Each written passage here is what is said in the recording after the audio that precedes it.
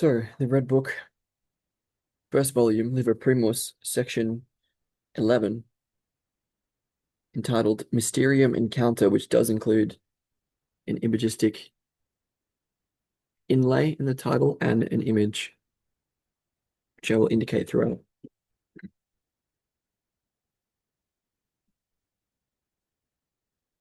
It also includes a lot of reference to the story of Elijah and that of Salome, which I'm going to relay now, so as to be less interruptive.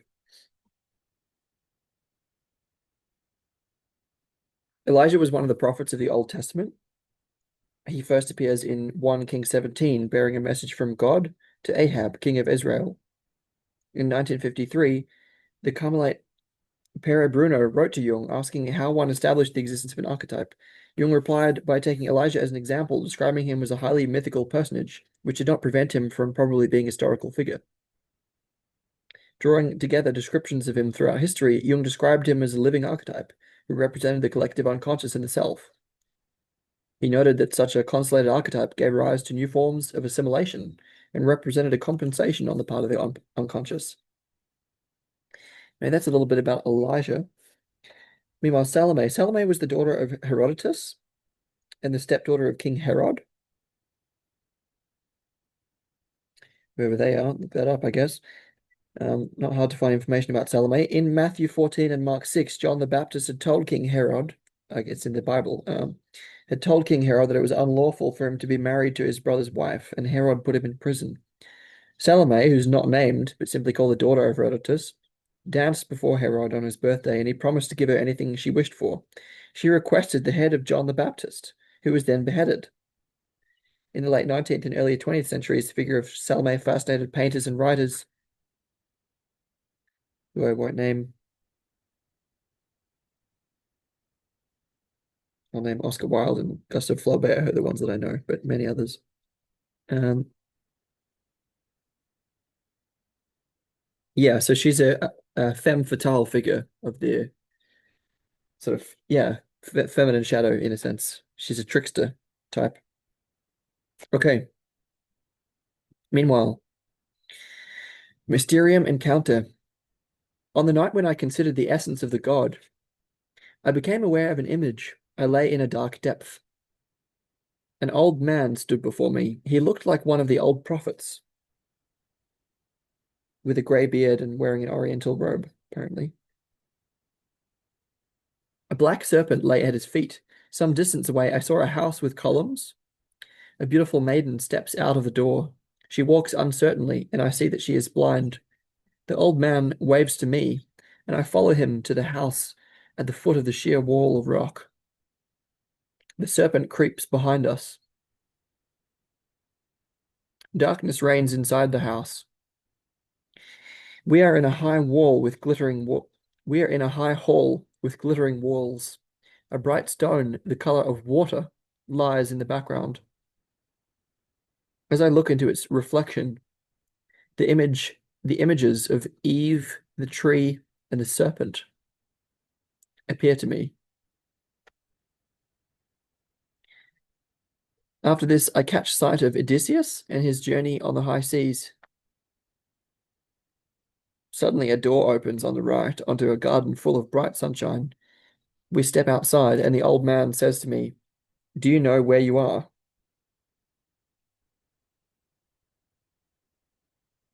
I, I am a stranger here, and everything seems strange to me, anxious as in a dream. Who are you? Elijah. I am Elijah, and this is my daughter Salome. I, the daughter of Herod, the bloodthirsty woman. Elijah. Why do you judge so? You see that she is blind. She is my daughter, the daughter of the prophet. I, what miracle has united you? Elijah. It is no miracle. It was so from the beginning. My wisdom and my daughter are one.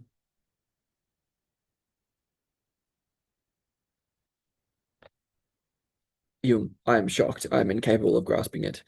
Elijah says, "Consider this. Her blindness and my sight have made us companions through eternity. Her blindness and my sight have made us companions through eternity. My wisdom and my daughter are one." Jung says I. Jung's I. Forgive my astonishment. Am I truly in the underworld? Salome, do you love me? I. How can I love you? How do you come to this question? I see only one thing. You are Salome, a tiger. Your hands are stained with the blood of the Holy One. How should I love you? Salome, you will love me. I. I? Love you? Who gives you the right to such thoughts? Salome, I love you. I. Leave me be. I dread you, you beast. Salome, you do me wrong. Elijah is my father, and he knows the deepest mysteries. The walls of his house are made of precious stones. His wells hold healing water, and his eyes see the things of the future. And what wouldn't you give for a single look into the infinite unfolding of what is to come? Are these not worth a sin for you? Aye, your temptation is devilish. I long to be back in the upper world. It is dreadful here. How oppressive and heavy is the air. Elijah, what do you want? The choice is yours. Aye, but I do not belong to the dead. I live in the light of day. Why should I torment myself here with Salome? Do I not have enough of my own life to deal with? Elijah, you heard what Salome said. I cannot believe that you, the prophet, can recognize her as a daughter and a companion. Is she not engendered from heinous seed? Was she not vain greed and criminal lust? Elijah, but she loved a holy man. Aye, and shamefully shed his precious blood. Elijah, she loved the prophet who announced the new God to the world. She loved him. Do you understand that? For she is my daughter.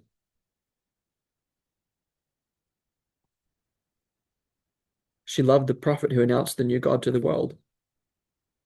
She loved him. Do you understand that? For she is my daughter. Aye. Do you think that because she is your daughter, she loved the prophet in John, the father? Elijah, by her love shall you know her.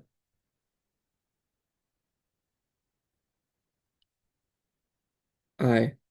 But how did she love him? Do you call that love? Elijah, what else was it? I am horrified.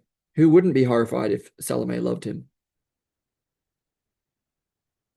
Elijah, are you cowardly? Consider this. I and my daughter have been one since eternity.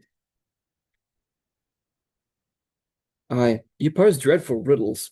How could it be that this unholy woman and you, the prophet of your God, could be one? Elijah, why are you amazed? But you see it. We are together. What my eyes see is exactly what I cannot grasp. You, Elijah, who are a prophet, mouth of God, and she a bloodthirsty horror. You are the symbol of the most extreme contradiction. Elijah, we are real and not symbols.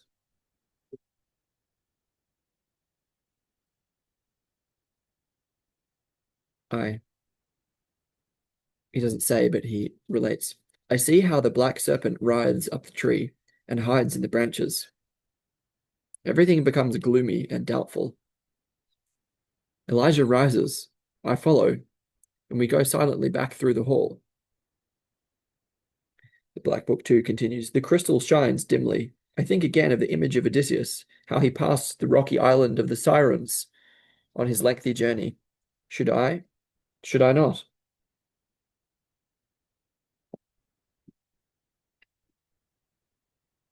Doubt tears me apart. It is also unreal, and yet a part of my longing remains behind. Will I come again? Salome loves me. Do I love her? I hear wild music, a tambourine, a sultry moonlit night, the bloody staring head of the Holy One, i.e., the head of John the Baptist. Fear seizes me. I rush out. I'm surrounded by the dark night. It is pitch dark all around me. Who murdered the hero? Is this why Salome loves me? Do I love her? And did I therefore murder the hero?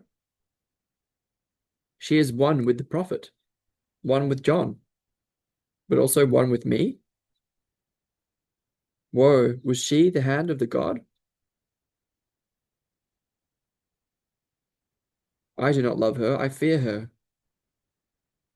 Then the spirit of the depths spoke to me and said, therein you acknowledge her divine power.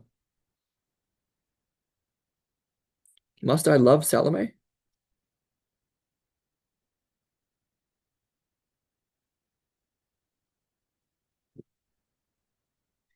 There's then an extensive footnote before we quote from the Spirit of the Depths, which I will relay. It goes, in the 1925 seminar, Jung recounted, I used the same technique of the descent, but this time I went much deeper. The first time, I should say, I reached a depth of about 1,000 feet. But this time it was a cosmic depth. It was like going to the moon, or like the feeling of a descent into empty space. First, the picture was of a crater or a ring chain of mountains, and my feeling association was that of one dead, as if oneself were a victim. It was the mood of the land of the hereafter. I could see two people, an old man with a white beard and a young girl who was very beautiful. I assumed them to be real and listened to what they were saying. The old man said he was Elijah, and I was quite shocked. But she was even more upsetting because she was Salome. I said to myself that there was a queer mixture, Salome and Elijah. But Elijah assured me that he and Salome had been together since eternity. This also upset me. With them was a black serpent who had an affinity for me. I stuck to Elijah as being the most reasonable of the lot. He seemed to have a mind. I was exceedingly doubtful about Salome. We had a long conversation, but I did not understand it. Of course, I thought of the fact of my father being a clergyman as being the explanation of my having figures like this. How about this old man then? Salome was not to be touched upon. Salome was not to be touched upon. It was only much later that I found her association with Elijah quite natural.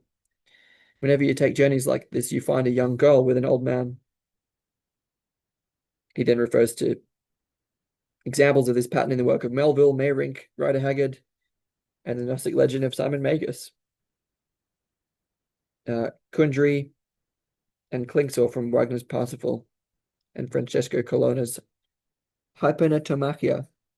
In Memories, as in Memories, Dreams, Reflections, he noted, in myths, the snake is a frequent counterpart of the hero, Harry Potter. There are numerous accounts of their affinity. Therefore, the presence of the snake was an indication of a hero myth. Of Salome, he said, Salome is an anima figure. She is blind because she does not see the meaning of things. Elijah is the figure of the wise old prophet and represents the factor of intelligence and knowledge. Salome, the erotic element. One might say that the two figures are personifications of logos and eros, but such a definition would be excessively intellectual. It's more meaningful to let the figures be what they were for me at that time, namely events and experiences. 1955 and 6, Jung wrote, for purely psychological reasons, I've elsewhere attempted to equate the masculine consciousness with the concept of logos and the feminine with that of eros. By logos, I meant discrimination, judgment, insight. And by eros, I meant the placing into relation.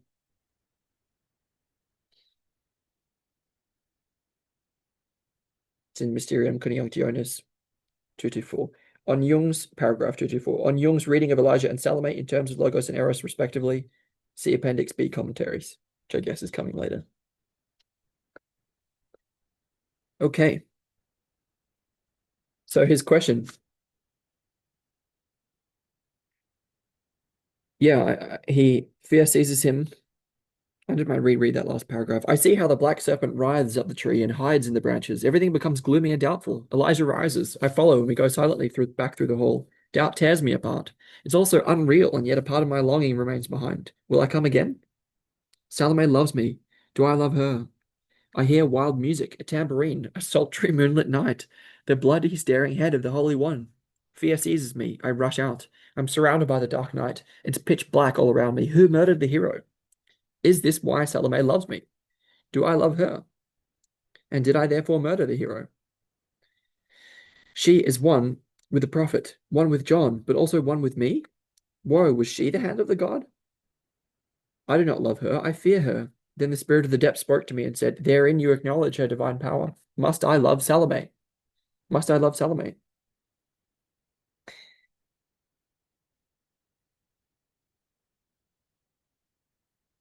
There's now a guiding reflection, apparently from the spirit of the depths. And the draft and corrected draft have this, my friend, is a mystery play in which the spirit of the depths cast me.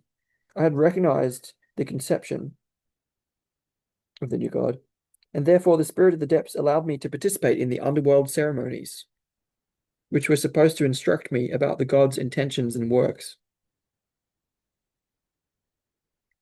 Through these rituals, I was supposed to be initiated into the mysteries of redemption.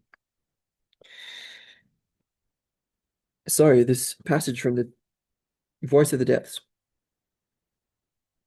This play that I witnessed is my play, not your play. It is my secret, not yours. You cannot imitate me. My secret remains virginal, and my mysteries are inviolable. They belong to me and cannot belong to you. You have your own. The draft continues. In the renewed world, you can have no outer possessions unless you create them out of yourselves. In the renewed world, you can have no outer possessions unless you create them out of yourselves. You can enter only into your own mysteries. The spirit of the depths has other things to teach you than me. I only have to bring you tidings of the new God and of the ceremonies and mysteries of his service. But this is the way, it is the gate to darkness.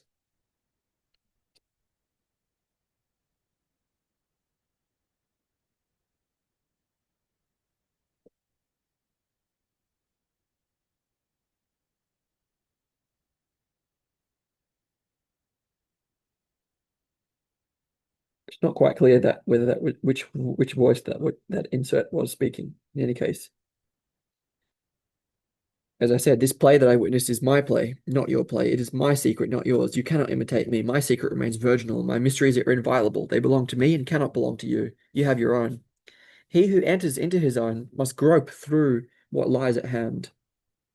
He must sense his way from stone to stone. He must embrace the worthless and the worthy with the same love. A mountain is nothing, and a grain of sand holds kingdoms, or also nothing. Judgment must fall from you, even taste, but above all pride, even when it's based on merit. Utterly poor, miserable, unknowingly humiliated, go on through the gate. Turn your anger against yourself, since only you stop yourself from looking and from living.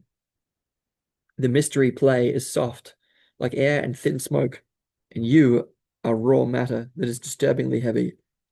But let your hope, which is your highest good and highest ability, lead the way and serve you as a guide in the world of darkness, since it is of like substance with the forms of that world. The draft continues. The mystery play took place at the deepest bottom of my interior, which is that other world. You have to bear this in mind.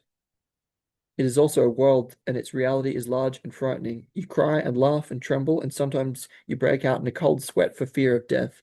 The mystery play represents myself, and through me the world to which I belong is represented. Thus, my friends, you learn much about the world, and through it about yourself, by what I say to you here. But you have not learned anything about your mysteries in this way. Indeed, your way is darker than before, since my example will stand obstructively in your path. You may follow me, not on my way, but on yours.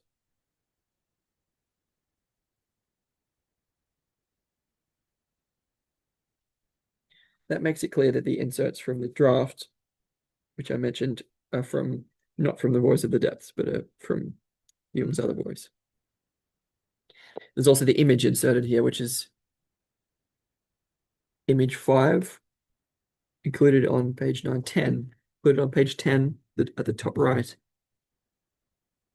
It's an image of he with Salome and Elijah and the snake.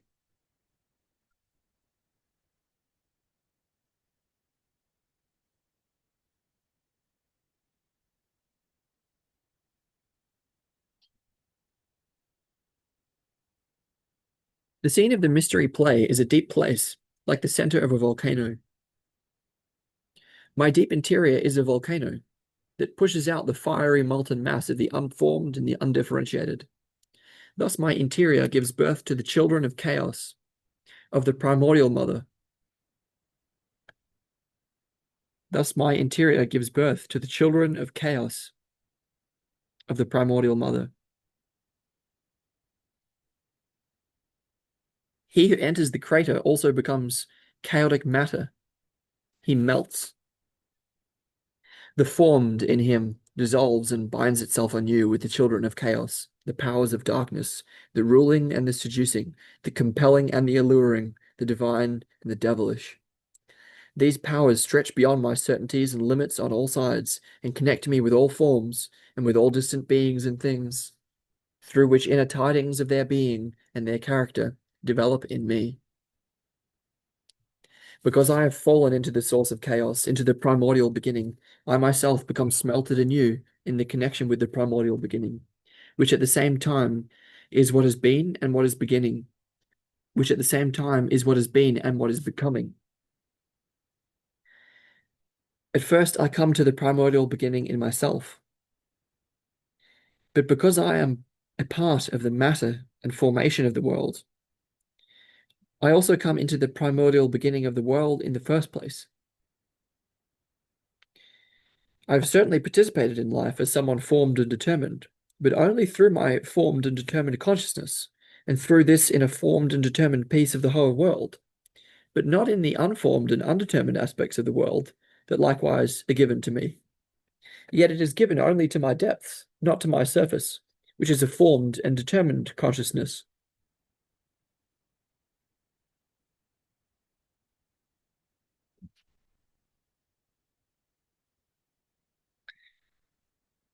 The powers of my depths are predetermination and pleasure. That's an interpretation of the figures of Elijah and Salome. Predetermination and pleasure. Predetermination or forethinking, or forethought, is replaced by the in the corrected draft replaced with the idea,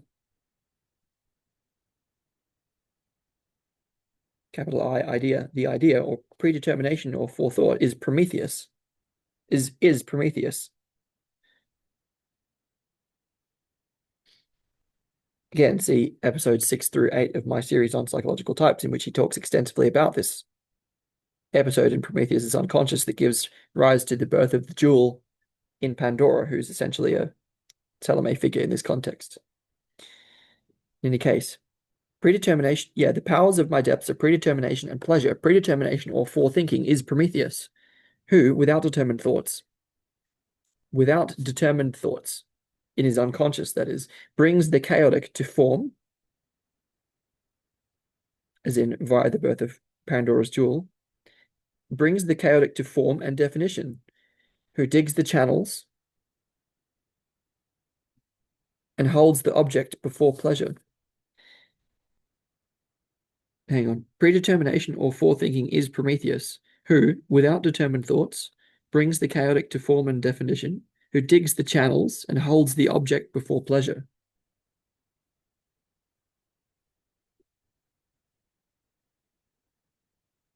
Pleasure in this context being the feminine figure, either Salome or Pandora, take your pick. Holds the object, the jewel. Forethinking also comes before thought. But pleasure is the force that desires and destroys forms without form and definition. It loves the form in itself that it takes hold of, and destroys the forms that it does not take.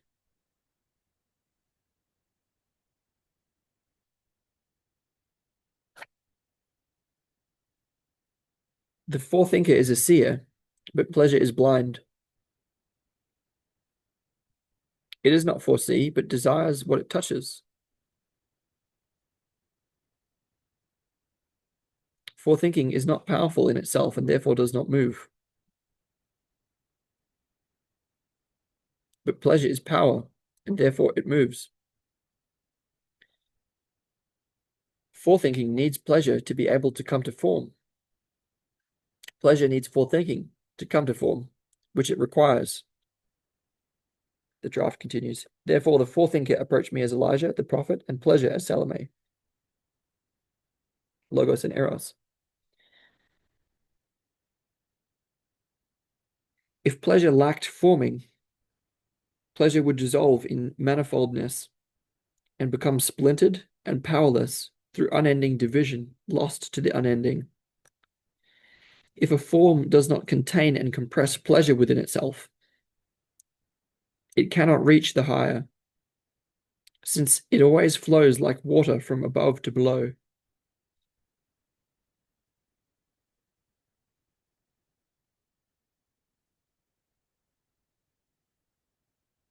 All pleasure, when left alone, flows into the deep sea and ends in the deathly stillness of dispersal into unending space. Pleasure is not older than forethinking. Forethinking is not older than pleasure. Both are equally old, and in nature, intimately one. Only in man does the separate existence of both principles become apparent. Apart from Elijah and Salome, I found the serpent as a third principle. The draft continues, the animal of deadly horror which lay between Adam and Eve.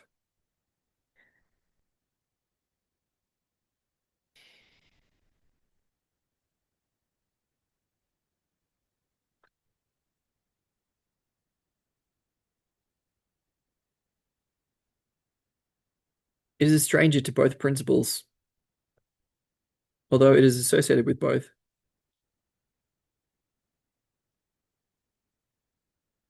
The serpent taught me the unconditional difference in essence between the two principles in me.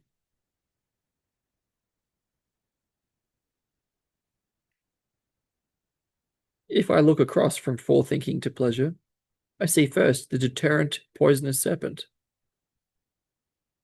If I feel from pleasure across to forethinking, likewise I feel first the cold, cruel serpent.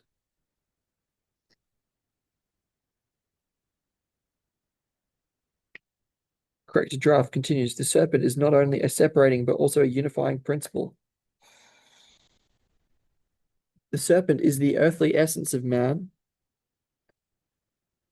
of which he's not conscious.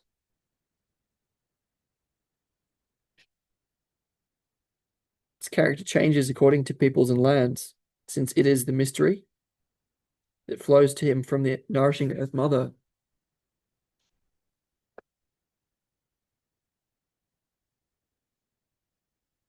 When commenting on this in the 1925 seminar, Jung noted that there were many accounts in mythology of the relation between a hero and a serpent. So the presence of the serpent indicated that it will again be a hero myth. He showed a diagram of a cross with rational thinking, Elijah at the top, feeling, Salome at the bottom, irrational and intuition, superior at the left, superior function, and sensation, inferior, serpent at the right. He interpreted the black serpent as the introverting libido. The serpent leads the psychological movement, apparently astray, into the kingdom of shadows, dead and wrong images, but also into the earth, into concretization. Inasmuch as the serpent leads into the shadows, it has the function of the anima. It leads you into the depths. It connects the above and below. The serpent is also the symbol of wisdom.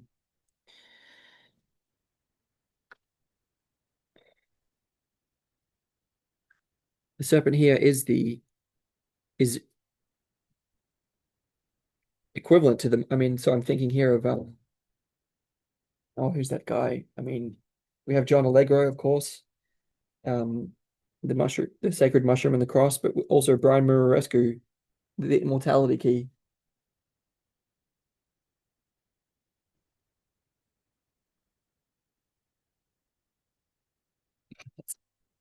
Anyway, it's it looks beautiful.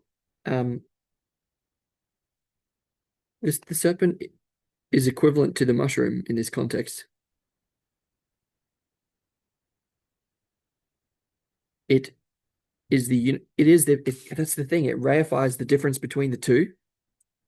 It is the mediating process. It's the what Jung ended up calling the transcendent function. The serpent is a symbol of that, and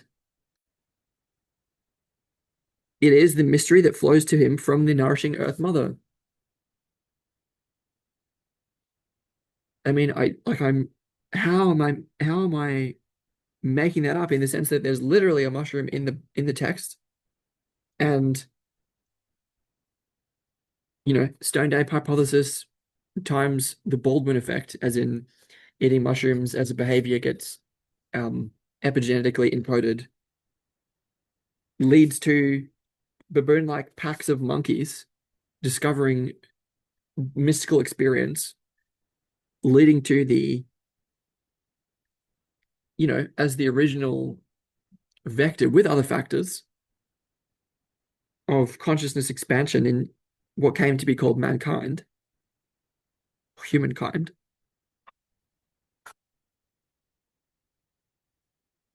and direct access to the mysterious essence. I mean, the Tao number one, the mystery of mysteries is the door of all essence.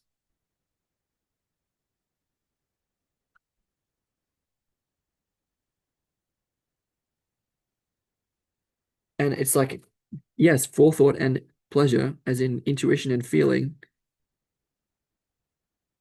Sorry, it would be intuition and sensation, exist as one in nature and then are split into two by revelation.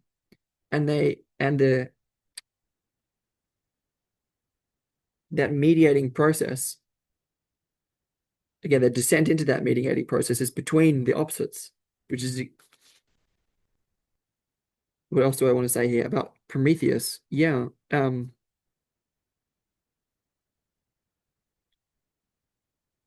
Yeah, so on Prometheus, in the introverted condition, as in I think it's Goethe's, might be Spitler's story. I don't know, refer to episodes 6 through 8 of my series on this, which goes into great detail about Prometheus. It's this introverted condition, which is like this is Jung's introverted condition. It's like going into these inner images, and then there is a relationship between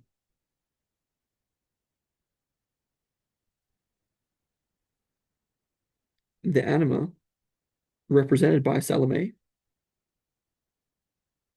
or by Pandora in the story of Prometheus.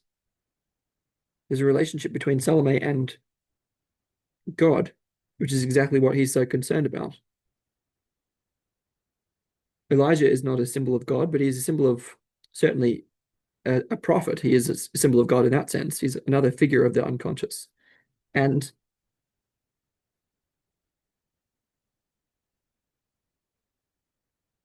yeah, I mean, it's the shadow feminine which we as modern men are least desirous of accepting within ourselves, which is exactly what's presented here.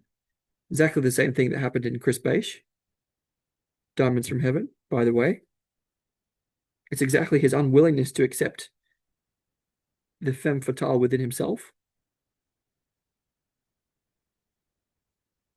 that leads him away from Salome. And I'm going to make a prediction, not having read further than this, that it's this which ultimately leads his soul away from him, as in Salome is in relation with God, and that produces the jewel, as in Prometheus, um, Pandora produces the jewel. And for that jewel to then be creatively presented to the world in this combination of form and essence, or logos and eros, one must relate with one's own soul as equal, not in a devoted, not out of devotion.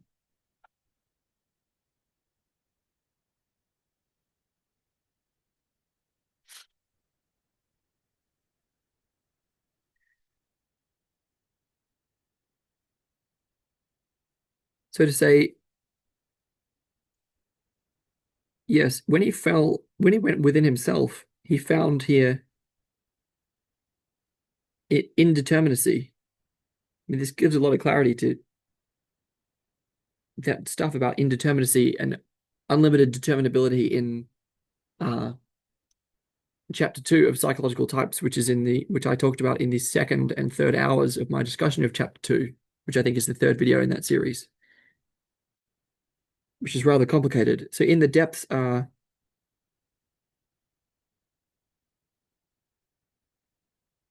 yeah, because he's participated in life as someone formed and determined, but he didn't participate in the unformed and undetermined aspects of the world.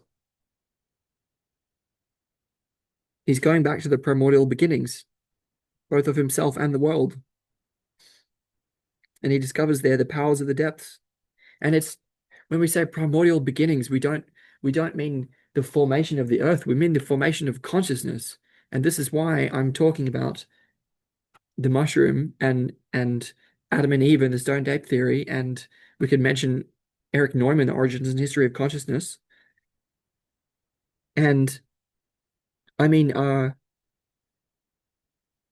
it stands to evolutionary rationality that desire, in the sense of pleasure, and forethought, these are the or some of at least the deepest drives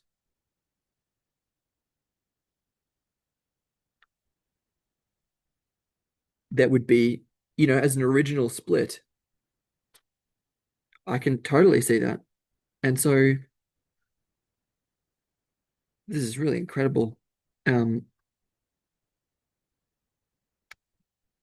I'm gonna reread part of this. Yeah, he talks about their, yeah, I mean, essentially he gets into logos and eros, determined and undetermined. Um, sorry, he gets into predetermined, as in logos and pleasure.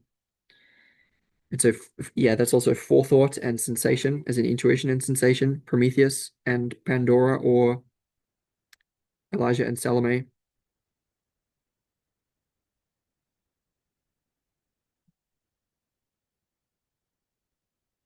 Yeah, and sorry, each of them are encountered.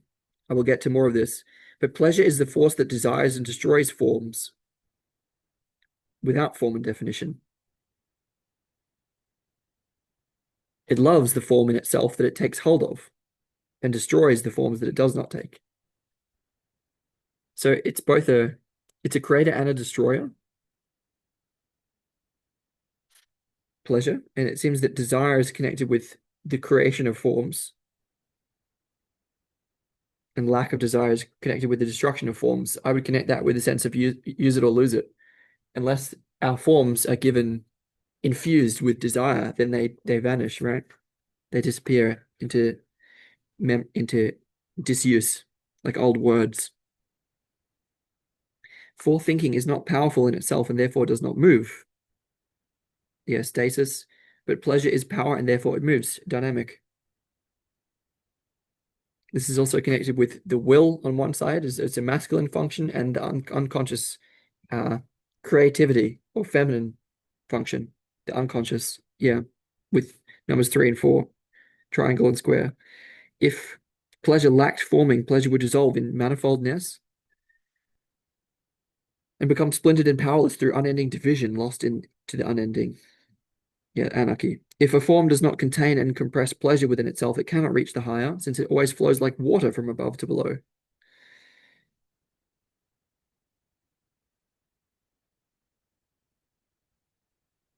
It's interesting.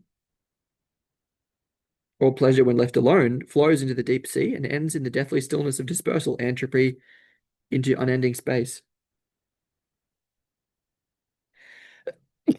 Unless we give it form. Wow. Humans as entropy pumps,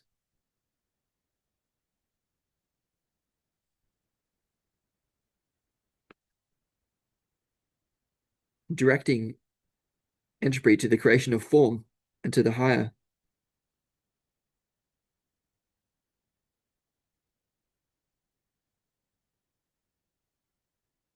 In the sense of the soul of man, soul of mankind, humankind having something not purely of the earth about us, namely the spirit, let's say, there's something about us that is different from the rest of the world.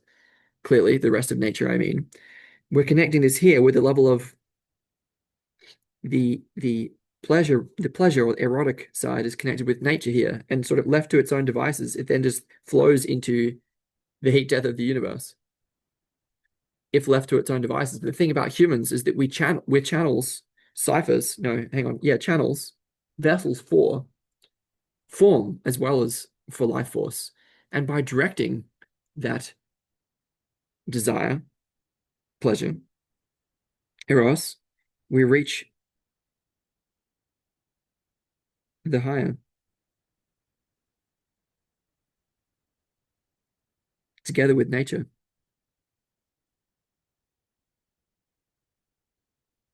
And I would also say we are that form. We are a form of life. We are the form into which the mustard seed that he was talking about, the pleasure, the eros of existence is flowing, has flowed and continues to flow, created in the image of God as creator. Pleasure is not older than forethinking, and forethinking is not older than pleasure. Both are equally old and in nature intimately one. That implies that nature has intentionality, by the way, in the sense of the Gaia hypothesis. We are a form given form by nature herself to represent the interests of what we call the world, of the earth, in quote unquote universe. Only in man does the separate existence of both principles become apparent. And going into this, apart from Elijah and Salome, I found the serpent as a third principle, which is exactly what we see in the Garden of Eden. I mean, the animal of deadly horror which lay between. In what sense did it lay between? It came between them in the sense of causing blame, causing temptation. It it as it asked Eve to eat of the fruit, and we can now understand this to mean that the soul of Eve, we could say that Eve was granted a soul by that process, by that action, and that Adam would be upset about the burgeoning relationship of Eve with her soul, who may appear masculine, so jealousy, in the sense of the snake, the animal of deadly horror which lay between Adam and Eve. But we can also say, how was Eve granted a soul in this process? Well, she was granted a soul. The soul emerges as a function of relationship. Sorry, any identity emerges as a function of relationship, and the soul as an example of that relationship. I mean, eating of the fruit. So the snake represents that fruit, but the snake also represents that which tempts Eve to the fruit. Which the thing is, that would be the mushroom itself. So animism multiplied by internal family systems therapy means everything speaks, everything's alive. Okay, well, what did that mushroom say to Eve? It said, pick me. And she did. And she did. And in relationship with the numinous tremendum that she discovered, which was related to as masculine, she was fertilized. I mean, to put it bluntly. So she had quite the experience, which tends to be how it goes, or can well be. And and her soul, in the sense of immaculate conception, and as a child, I mean, so Eve in relationship with the mushroom, directed by the snake as mushroom, the voice of the snake is silent because it doesn't actually speak. That's the thing. It doesn't speak to Adam or to God.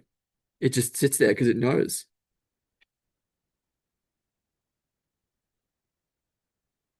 Eve in communion with the mushroom, let's say with the fruit, gives birth to her own soul,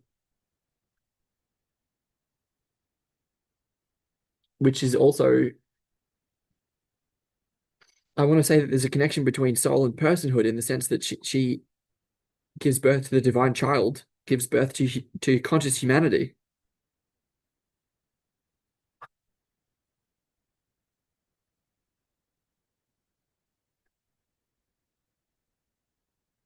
which is also, as it says of the snake, the animal of deadly horror, which is also the awareness of the knowledge of good and evil, the horror of our situation, the shame at being naked in this terrible place.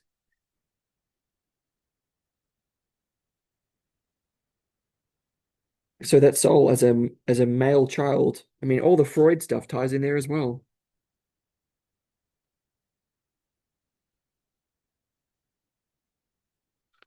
In the sense of Eve's relationship with the mushroom as masculine, in the sense of Eve's relationship, the mushroom would actually be asexual, but it would appear as masculine to the femininity in Eve.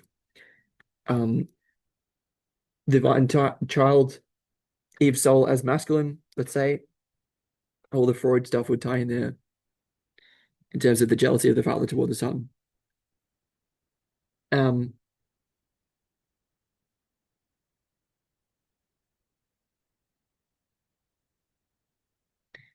the snake and the mushroom in this context, like it's exactly that source. I'm going to say it's that source, which is the source of the birth of split consciousness, but also higher consciousness because it's out of the original undifferentiated unity into two, and then there's a holding of the creative tension tonos of the two by the will, and then humbling the conscious will back to the mediating process, which is exactly the same. Why would it be different now? We're still just as human as we were. Yes, it's also the birth of conscious humanity. It's the birth of personhood. It's the birth of having a soul.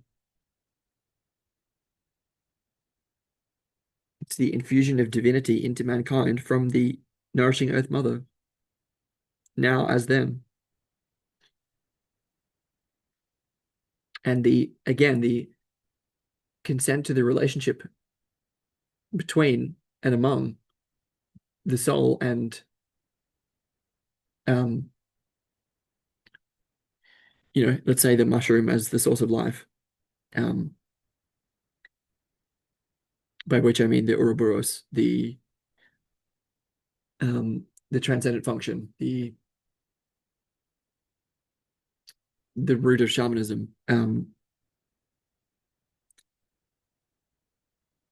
What am I saying about that? I don't remember.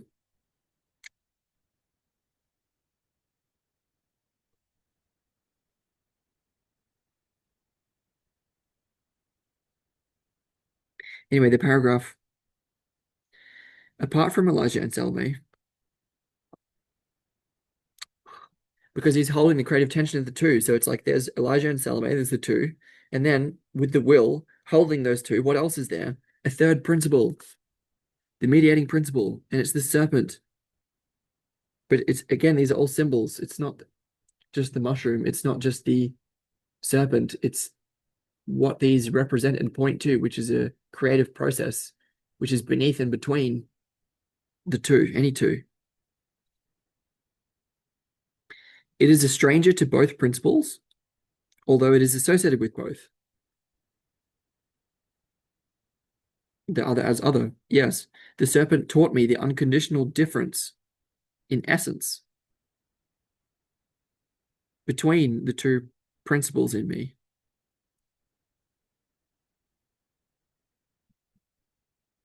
That can mean the otherness of the serpent itself, but also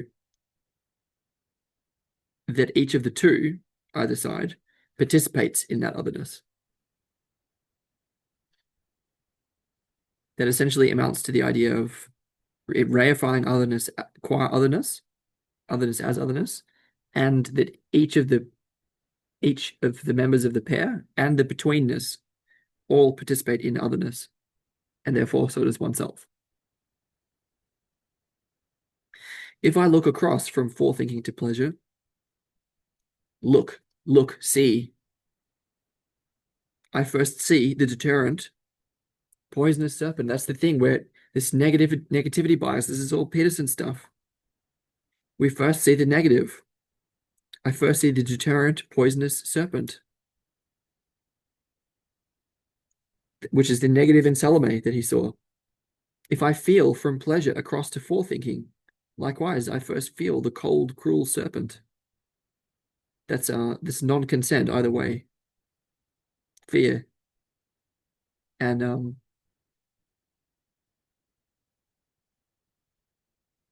yeah, fear.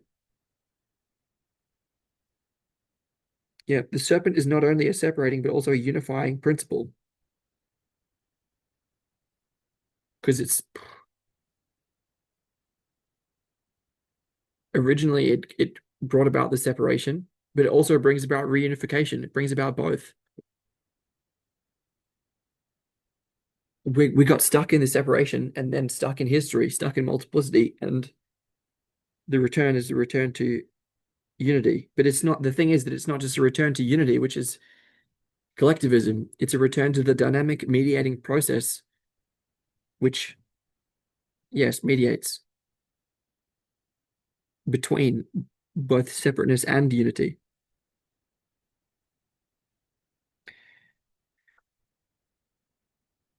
The serpent is, or the mushrooms, not only a separating but also a unifying phenomena, not just principle. The serpent is the earthly essence of man, of which he is not conscious.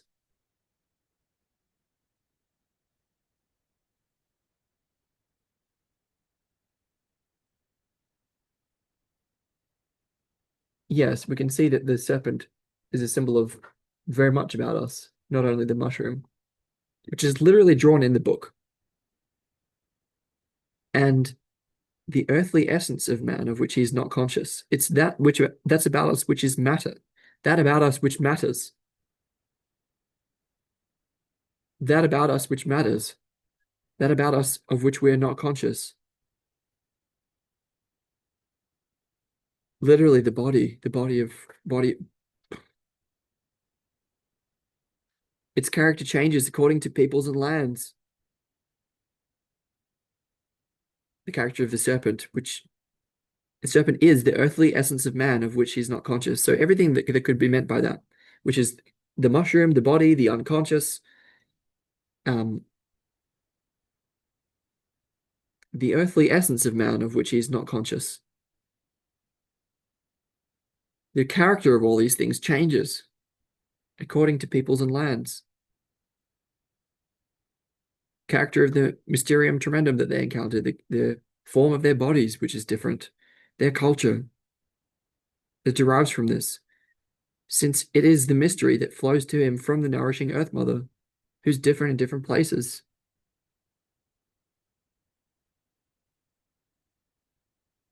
Yeah, the black serpent as the introverting libido is exactly the same as in Prometheus. The serpent leads the psychological movement apparently astray into the kingdom of shadows, apparently astray, dead and wrong images, but also into earth, into concretization. Inasmuch as the serpent leads into the shadows, it has the function of the animal.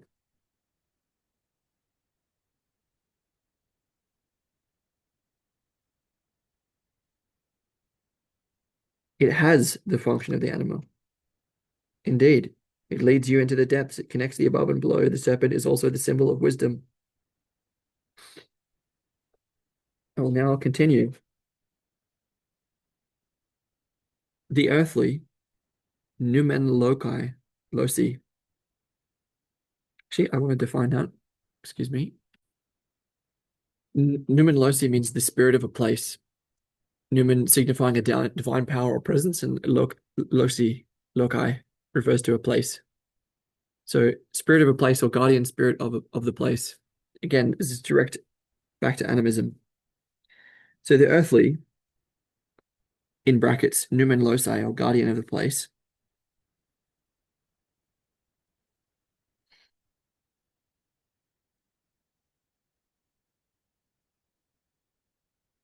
separates forethinking and pleasure in man, but not in itself. So, on this reading, the spirit of the mushroom would be the guardian spirit of the earth, which makes complete sense. But anyway, The earthly numen loci separates forethinking and pleasure in man, but not in itself. It's also the serpent. The serpent has the weight of the earth in itself, but also its changeability and germination, from which everything that becomes emerges. It is always the serpent that causes man to become enslaved now to one, now to the other principle, so that it becomes error.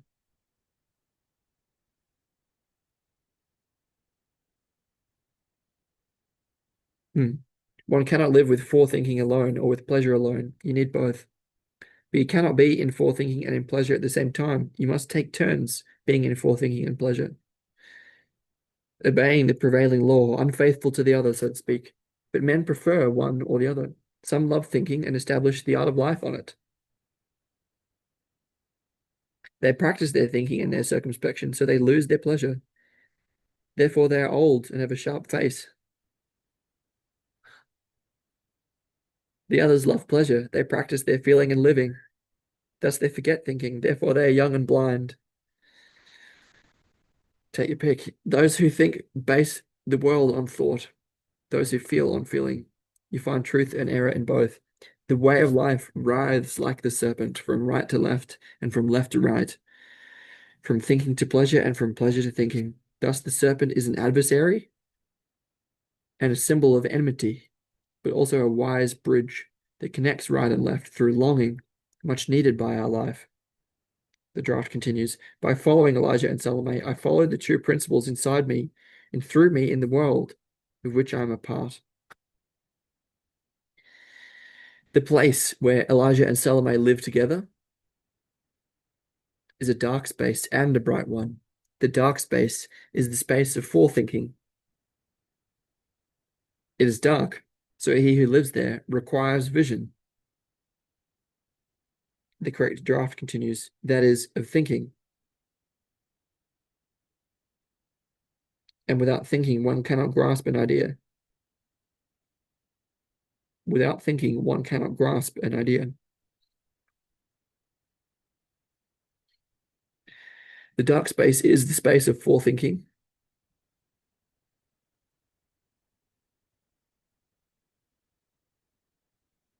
It is dark, so he who lives there requires vision.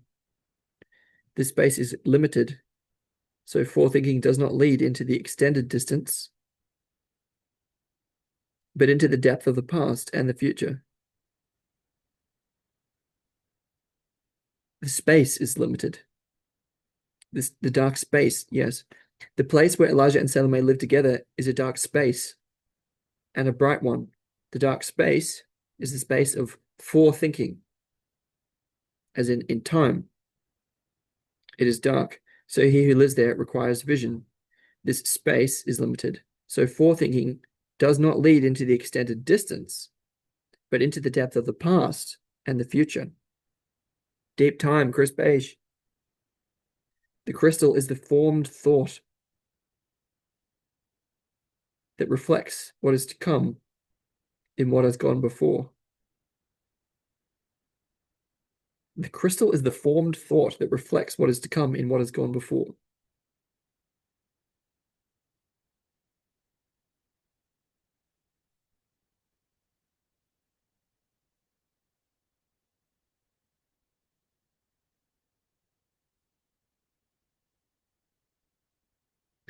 Crystal is the formed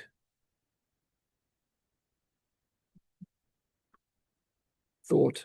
Formed thought.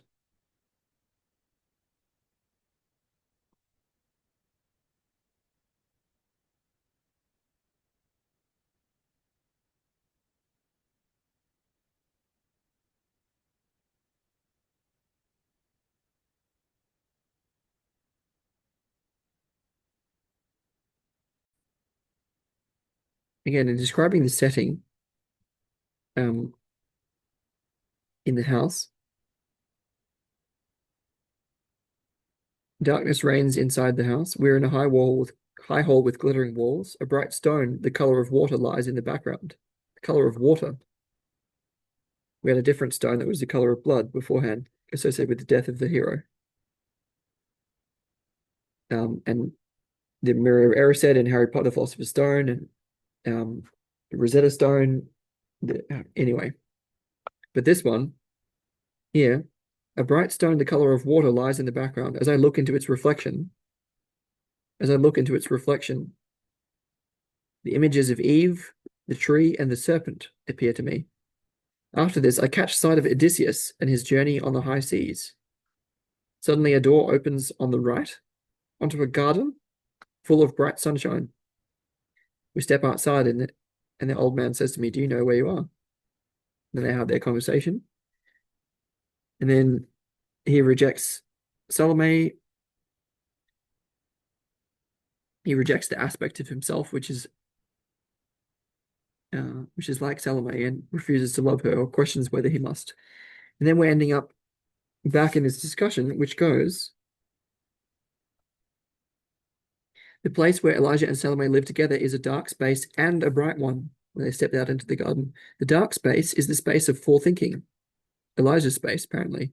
It is dark, so he who lives there requires vision. This space is limited. So, forethinking does not lead into the extended distance, but into the depth of the past and the future. Into time rather than into space.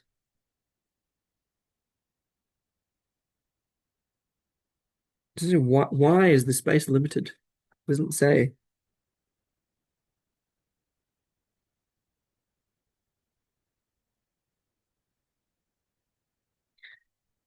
Mm. In describing the setting, some distance away, I saw a house with columns.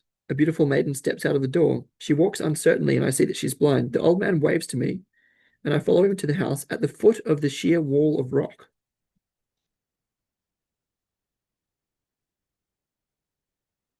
Implies that the limitations of the space inside the house are set by natural conditions, I would gather.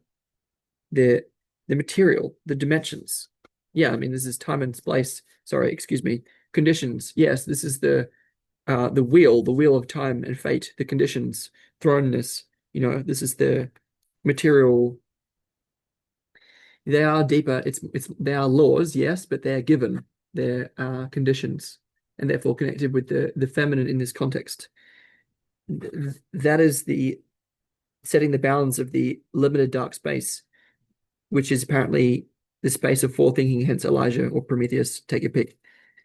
This space is limited, so forethinking does not lead into the extended distance, but into the depths of the past and the future. Time apparently is not so limited as space in this context.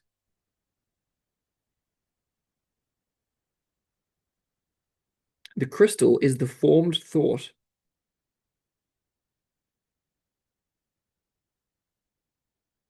that reflects what is to come in what has gone before.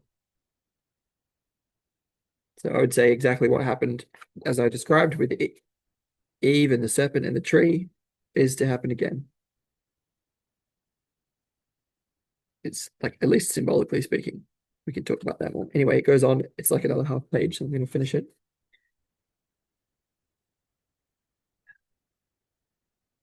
Checking for images. Nope, no more. So,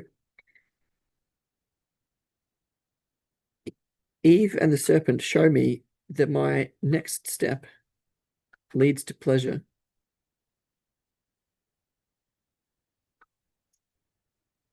And from the, sorry, just to say, when it says the crystal is the form thought that reflects what is to come in what has gone before, what I'm gathering from that is that there's a sense that, those Genesis stories, they're still happening now, right? And so there's a way that by participating in those stories, one can step out of history. But it's not just stepping out of history, it's stepping into history. It's the historicity of Christ. When we say this betweenness, it's between the eternal and the temporal. And importantly, to distinguish that Uh, Seeing with forethought, into the depth of past and future is seeing into deep time. It is not seeing into the eternal, which is what I'm talking about.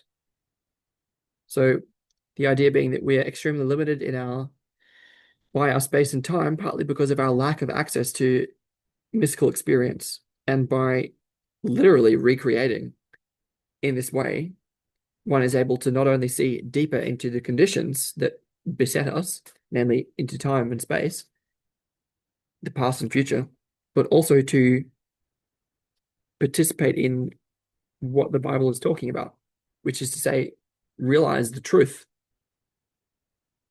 of those stories for oneself. Yes, the crystal is the formed thought that reflects what is to come in what has gone before. Even the serpent showed me that my next step leads to pleasure, and from there again, on lengthy wanderings like Odysseus. He went astray when he played his trick at Troy. What would Odysseus been without his wandering? There would have been no Odyssey. I want to clarify, what trick did Odysseus play? Right. Rather obviously, Odysseus's trick was the Trojan horse, which got him into Troy and won the battle. It's not clear why he went astray playing that trick at this stage. In any case, his wanderings are important. Even the serpent showed me that my next step leads to pleasure, and from there again on lengthy wanderings like Odysseus. He went astray when he played his trick at Troy. The bright garden is the space of pleasure, Salome's space. He who lives there needs no vision, then much rather the pleasure to enjoy the garden. He feels the unending. He feels the unending. The created draft continues. It is strange that Salome's garden lies so close to the dignified and mysterious hall of ideas. Does the thinker therefore experience awe, or perhaps even fear of the idea, because of its proximity to paradise?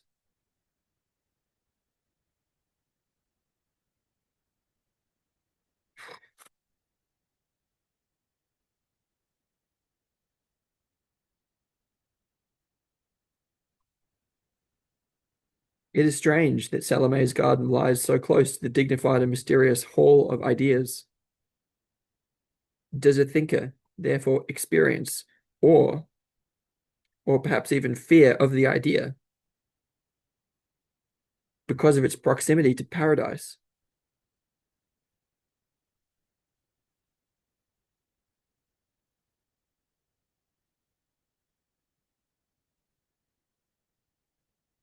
Ideas too are numinous. And as we said, the forms have to be always infused with pleasure. And the true thinker, paradise is inferred by the numinous power of ideas. The existence of paradise is implied. Incredible. He who lives there needs no vision. He feels the unending. No wonder they're afraid as thinkers. A thinker who descends into his forethinking finds his next step leading into the Garden of Salome. The descent into forethinking is like intuition as a more like unconscious form of sensation. So the descent is from conscious thought into a faculty which is more of the unconscious, namely forethought or intuition. This is the connection here. A thinker who descends into his forethinking finds his next step leading into the Garden of Salome.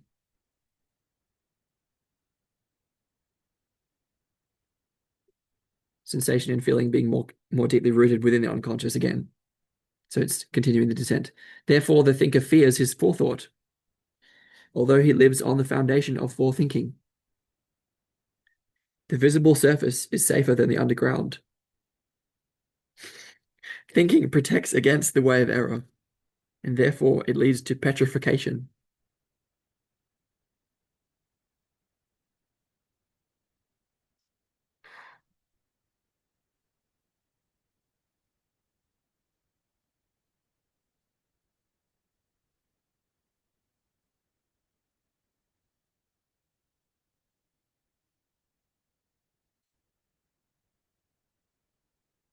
Medusa.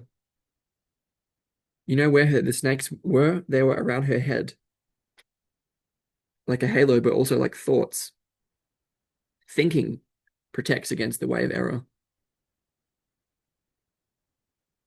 Therefore, it leads to petrification.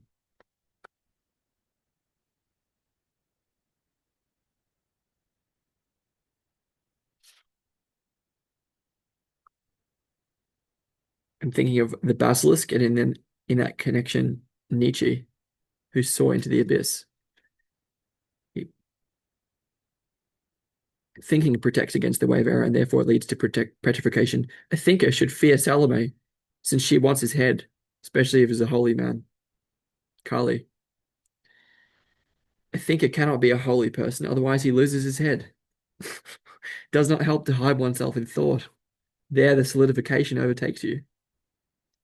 Literally, in the sense of numbness in the body, unconsciousness. Yes, it's this static quality. It's going back to feeling in the body and spaciousness in the body, feeling in the body, not numbness.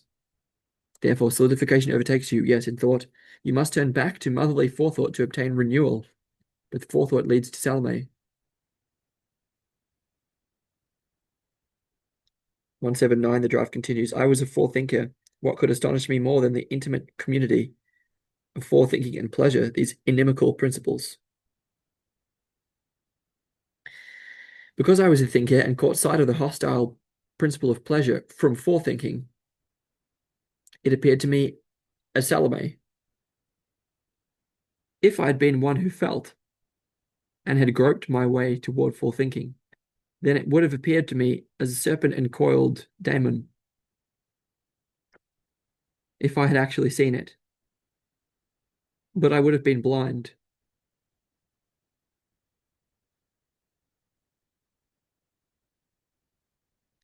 Therefore, I would have felt only slippery, dead, dangerous, allegedly overcome, insipid, and mawkish things.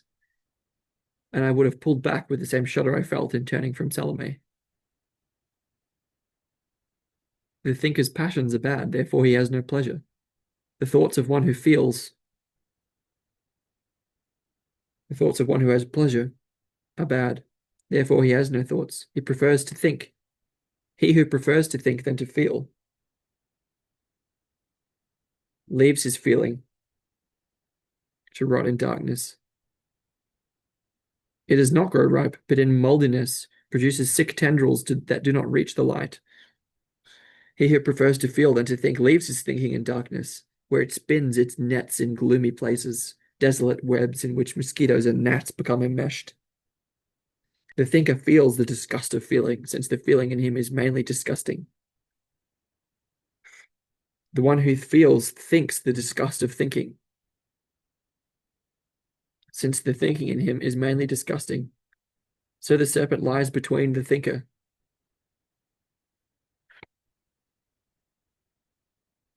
and the one who feels. They are each other's poison and healing. This is the connection between the mushroom and the decay, because that's what it eats. That's its food. Everything that we don't need anymore.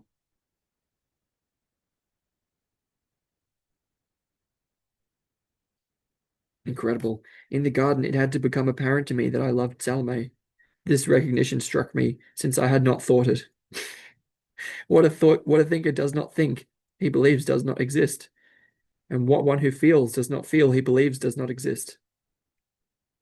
You begin to have a presentiment of the whole when you embrace your opposite principle, since the whole belongs to both principles, which grow from one root.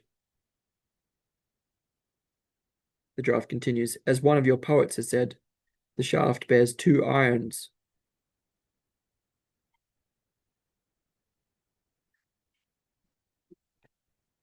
Snake as forked tongue.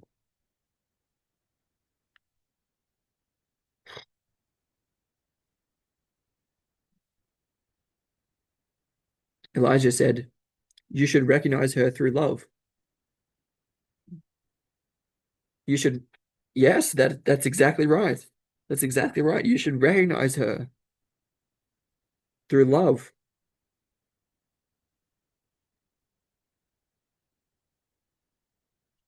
What did he say? He said earlier about living, um, pausing, said on page 233 under Soul and God, which I think is the third section. But yeah, on the knowledge of the heart being necessary, not just the knowledge of, not just scholarly knowledge. Um, yeah. It says, my friends, do you guess to what solitude we ascend? I must learn that the dregs of my thought, my dreams, are the speech of my soul.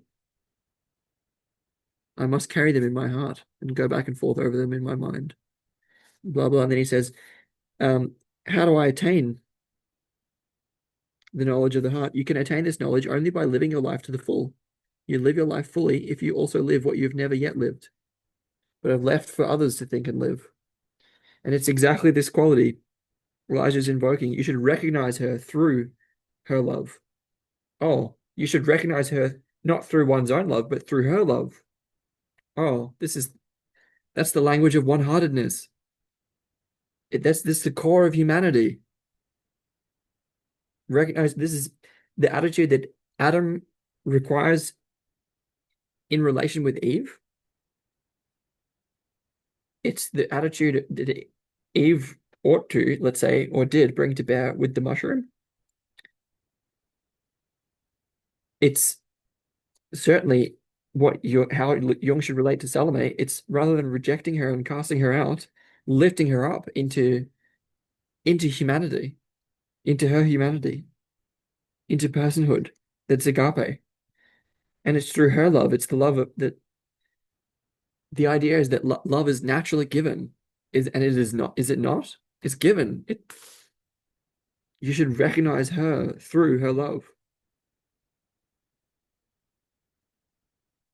Not only do you venerate the object, but the object also sanctifies you.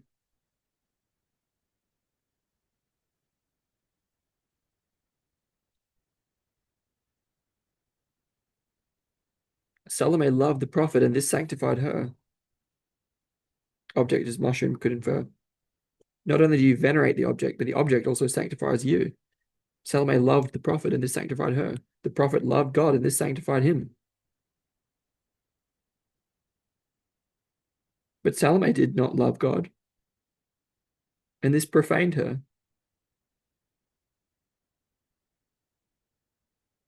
But the prophet did not love Salome, and this profaned him. Everyone gets profaned as well and sanctified, I think. And thus they were each other's poison and death. May the thinking person accept his pleasure. Yes, yes, yes.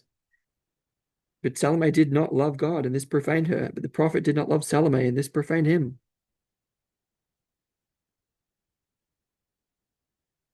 This means that Jung's acceptance of his love of Salome is also his acceptance of the non-prophetic quality about him. That is his feeling, his limitation, his inadequacy, his incapacity. Oh, it's again, this is how he gets toward wholeness, not towards perfection. It's away from perfection, which is too high. And it's the accepting about him is that which he wouldn't want to accept, namely his love of Salome, what is represented by Salome, which is the feeling function. Essentially, it's eros, it's sensation, it's everything that's Kali. Yes, but Salome did not love God.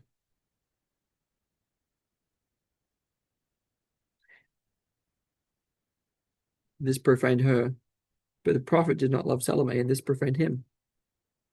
And thus they were each other's poison and death.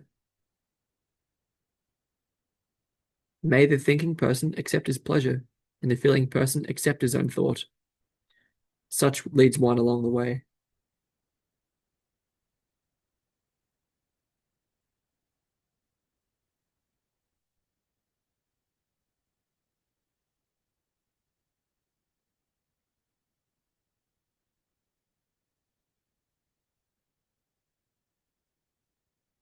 I will read the last footnote, which is important. And goes, in 1913, Jung presented his paper on the question of psychological types, in which he noted that the libido or psychic energy was in an individual was characteristically directed toward the object, extroversion, or toward the subject, introversion. This is the key typological difference in Jung.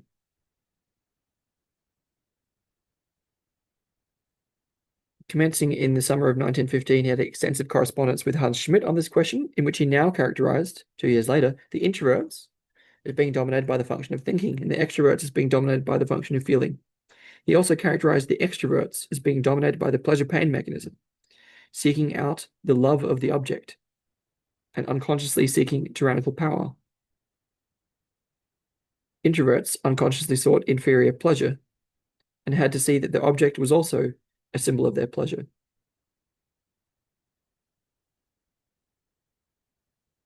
On August 7, 1915, he wrote to Schmidt, the opposites should be evened out in the individual himself.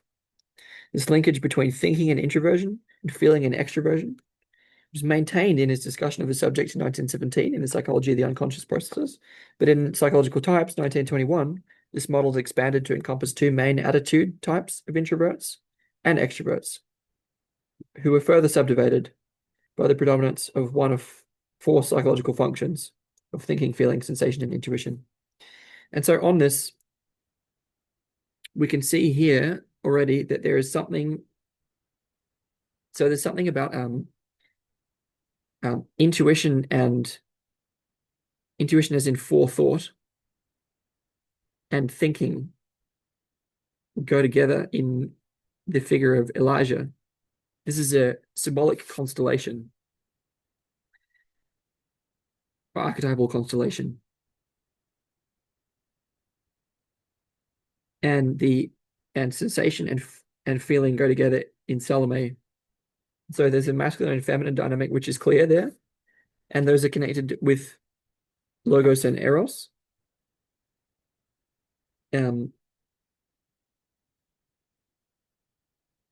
Yeah, everything that we've been talking about. And why is it important? Well, we can see that it's a more, in a sense, it's a more feminine attitude. And I'm connecting with psychological types in the discussion of the split, since the Greeks forgot about the oracle at Delphi and the Dionysian mushroom orgies that they should have been getting up to with the pagans. And I suppose they're all pagans, but you get what I mean, because it's this split into introverts and extroverts, into thinking and feeling. There's a brief portrayal of that, for example, in chapter 3 of Psychological Types, in which I talk about Apollonian and Dionysian. Well, Jung does. I suppose me too at this point. The point is, we can see there that there is a connection between the Apollonian, the masculine, the thinking, and the intuition and introversion. And on the other hand, feeling and sensation in the Dionysian, and extroversion as well. It's this connection between many things which are real, the connections between things, rather than going up toward one high unity.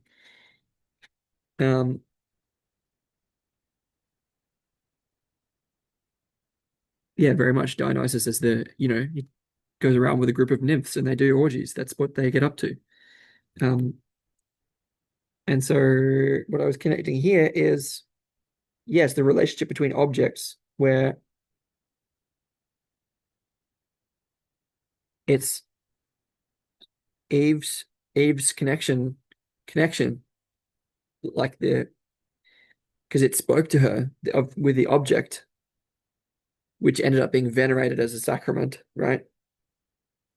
But that object also sanctifies one, as in, and by sanctify in this context, we mean confer personhood, confer soul, confer humanity itself, confer consciousness.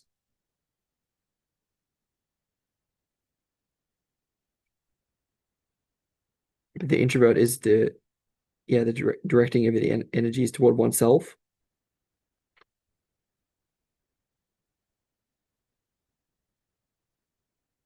Which is more,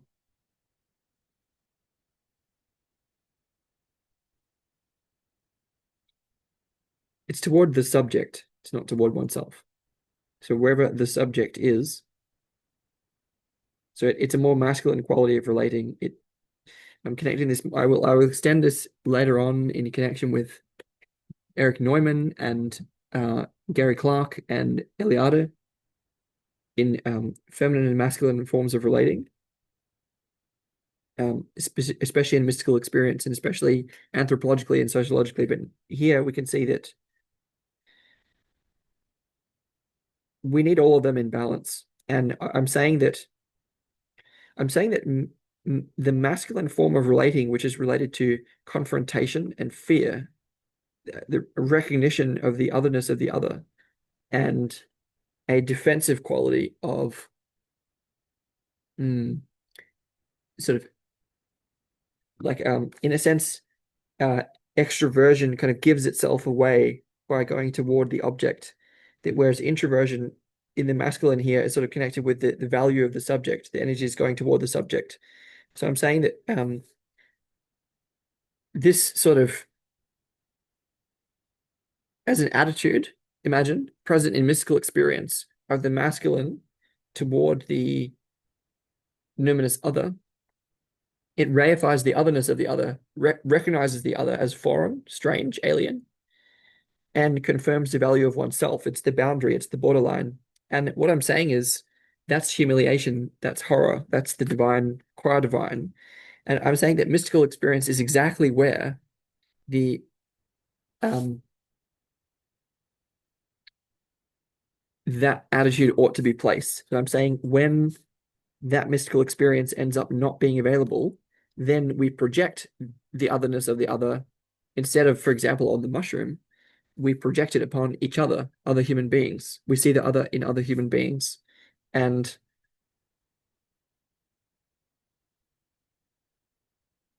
and then I'm saying that the shadow, the divinity of the shadow is the recognition, the sanctification of the shadow is the recognition that the shadow is that about us which uh preserves our self-limiting quality in terms of describing a snake around the circle as per dream 5 in my series on dreams, which is only 21 minutes and worth checking out in this context. But what I mean is, what do I mean here?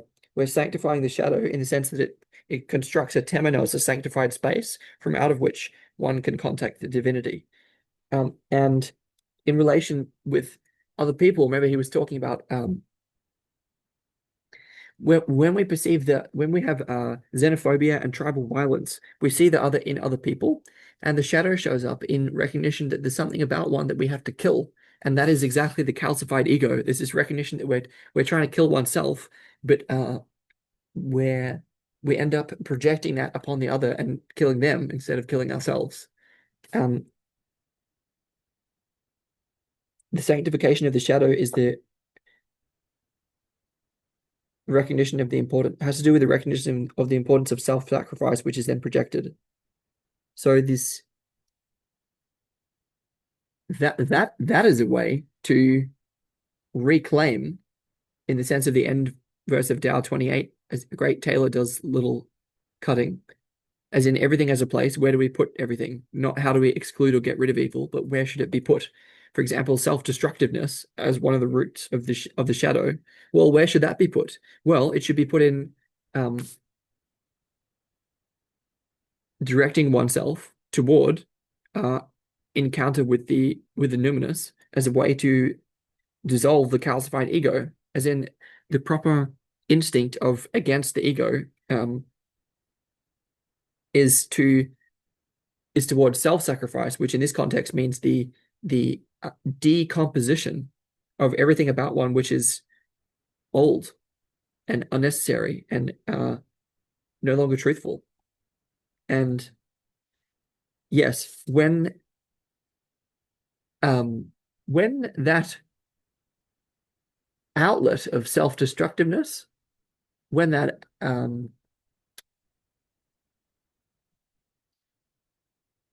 there's an inherent connection there between sanctity and the shadow, self-destructiveness and selflessness, which is all extremely rich and fruitful.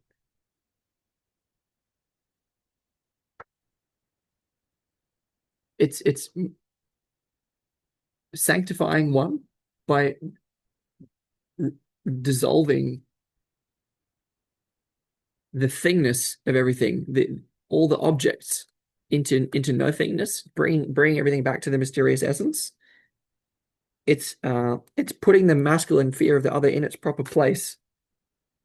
And what that would facilitate, in theory, is that it then does not need to get projected onto other humans who we can, by relating with them,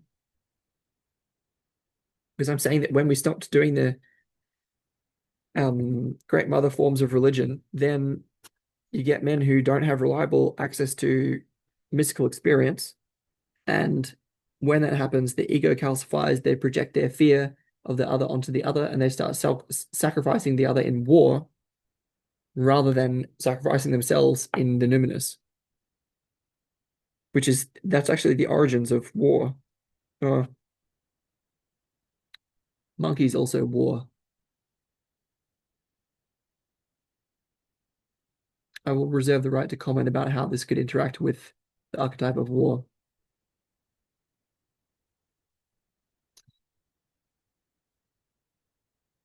Yeah, I mean, I think there's still some pieces to iron out in the sense that the Aztecs were still sacrificing an awful lot of people despite using mushrooms.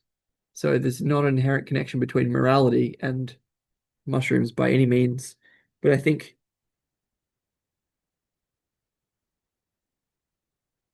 love is given. It's not necessarily given by the mushroom, you know?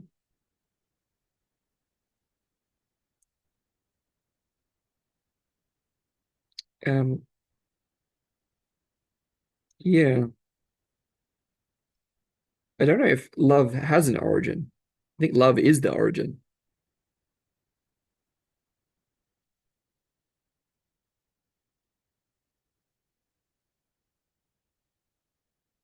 Yeah, it makes sense in the sense that like if love by connecting here with the heart, with unity, interconnectedness, the connecting principle, the center, the fireplace, everything that has to do with um, you know, being right in the middle, the origins, the everything that is binding.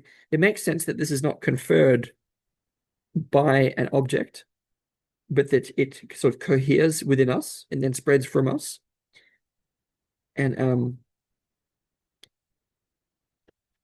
when Adam, for example, can recognize the humanity within Eve, forgiveness is possible rather than blame and divisiveness.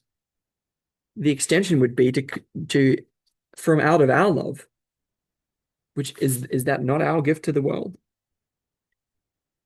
I mean, it's also a curse, as Jung was talking about, but the point is that it can bring into communion the earthly aspect of the world soul, namely the soul of nature, here represented by Salome or Kali, despite the fact that such figures do not play nice.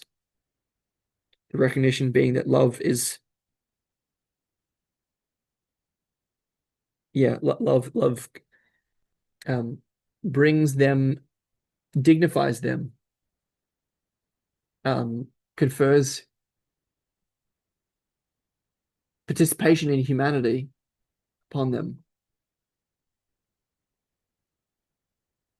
confers participation in the soul, the world soul.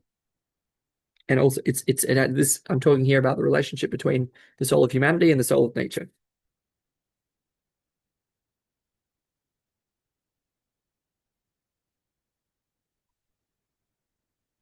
Yeah, and then we were just talking about introversion as going toward the subject. It's connected with masculinity, introversion, the thinking and intuition,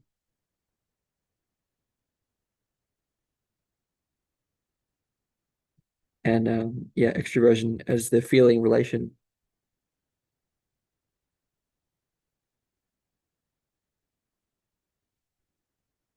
And yes, more to say about that feeling and sensation. More to say about that at different points. But this was like the opposite should be evened out in the individual himself.